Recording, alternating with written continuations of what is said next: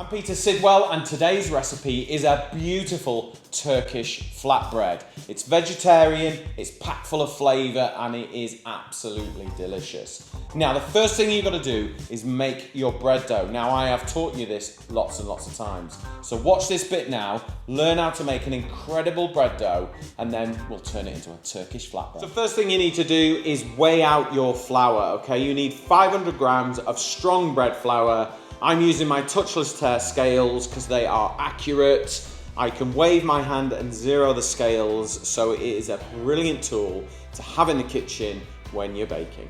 Once you've added your flour, add in your yeast and add in your salt and blend it all together with your hands so it's got a really nice even distribution all the way through the flour.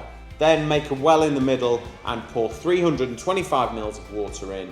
Get your hand in like a claw shape and roll it around the bowl and replicate what an electronic mixer would do, and just keep rolling it and rolling it and rolling it until you end up with a ball of dough on your hand, okay? Once you've got that, transfer it to a clean worktop, no flour needed, and just knead and stretch and work the dough for 5 to 10 minutes. It'll go from a kind of porridgey textured dough to a smooth, shiny, stretchy, beautiful dough, okay? When it's got to that stage, put it back in your mixing bowl, cover it, and leave it to prove for an hour or two, depending on how warm it is. Now that you've got a proved bread dough, scoop it out onto a worktop, dust it with a little bit of flour, and then divide it into portions. We want about a 300 gram portion, because we're gonna bake our flatbread on the MasterClass Crusty Bake pizza tray. These are brilliant to have at home because it allows all the air to come through, see?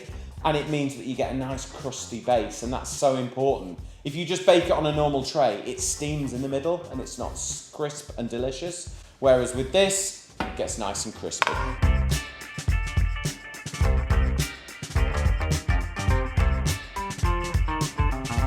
Okay, so take your dough and then use your knuckles and press the dough down a little bit. And you always want to start with the shape you want to finish. So make sure that it's a nice round piece of dough and then just start to use your fingers and work it and spread it and spread it and spread it. Stretch it, work it. Keep looking at your tray, it's round, we want it to be round. If you think round, you'll do round. I know that sounds a bit weird, but it works, I promise you. So keep stretching it, turning it. If you need a rolling pin, use a rolling pin. Roll it, then turn it, then roll it, then turn it. Fold the pizza dough in half, lift it up, transfer it onto your tray, and then unfold it. Then you will have a really easy way of transporting the dough because it stretches. Once the dough is sat on the tray, it's just going to prove nicely for like 10 minutes while we make the topping.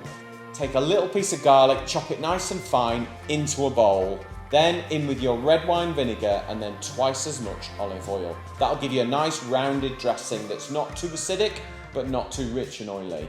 Then take a red onion. I'm going to use a nice sweet one.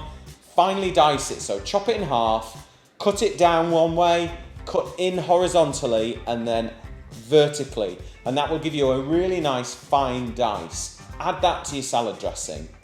Then it's time for the tomatoes. Now, I've got some vine tomatoes and I've also got some cherry tomatoes for this salad, okay? Because that's what I had in the fridge. And they've all offer different flavours, okay? So with the vine tomatoes, cut them into quarters and then we're going to remove the seeds. Now I use my MasterClass Edgekeeper knife for this because it's super sharp, and when your knife is sharp, everything is much easier to do because it's effortless. And when you have a sharpener inside the sheath, perfect. So cut out the centre of the tomatoes because that's full of water, okay? Remove those, dice the tomatoes and add them to the red onion. Then take your cherry tomatoes and just chop them in half. They don't really need much cutting up. Add those, and then it's the spices. This is what kind of then takes it from a tomato and red onion salad into a Turkish, Middle Eastern inspired flavour profile. So what we've got is some ground cumin, we've got some dried mint, and then we've got sumac, which is like a Middle Eastern spice that's sort of slightly sour. Then we've got some salt and pepper. Add all those to the tomatoes and onions, mix them all together. Then to finish it, add in loads of fresh flat leaf parsley, chop it all up, mix it all together, and then we are ready to top our flatbread. Now take 2 or 3 spoons of this tomato mix and spread it onto your flatbread. Push it right to the edges, get everything covered, and then just leave about a 2 centimetre gap all the way around the flatbread. Once your tomato is on top of your flatbread, it is time to bake. Now preheat your oven, this is important. 200 degrees, get it nice and hot, straight into the oven for about 15 minutes until it's really nice and golden. And the great thing with this is you can just lift it and you can see if it's golden and crisp, that's when it's ready. Now that our flatbread is baked and delicious and it smells amazing, we're just gonna finish it with some fresh tomato topping.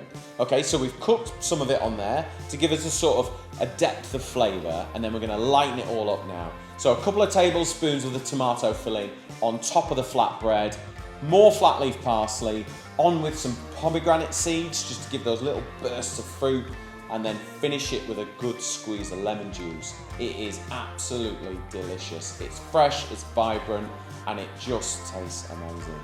I'm gonna serve this flatbread with a labneh. Now this is a salted yogurt, super easy to make, delicious, works so well with this flatbread, okay? So take 300 grams of thick Greek yogurt, okay, and mix a tablespoon of salt in there, okay? Then take a plate and then just using the back of a spoon, spread it all around the plate and kind of lift it and work it and make lovely little waves of yogurt. We're gonna sprinkle it with more sumac and then some black sesame seeds. And then to finish, just some fresh mint. And then we're gonna drizzle it with olive oil. It's such a simple, easy dip, but it is so delicious. So if you want these recipes, go to kitchencraft.co.uk and you'll find them there.